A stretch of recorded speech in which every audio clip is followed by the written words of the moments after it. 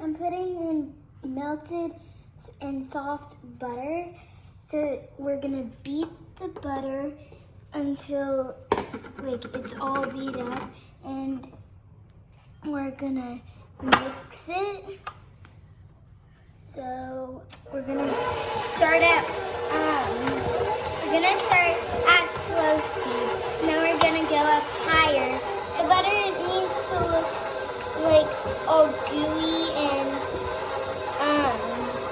sort of a little yucky, but not Fluffy. yeah, creamy and fluffy. That's what I mean.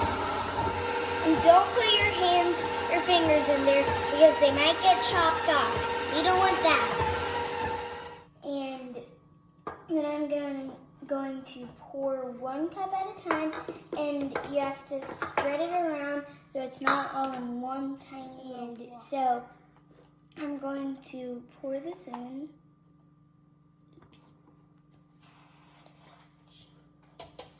I think I have the right consistency. The right consistency we need is like thin or thick. Which one? Yep, it's definitely the right consistency. Perfect. Are we done? No. Because we need to put it on the cake. But that's for next time.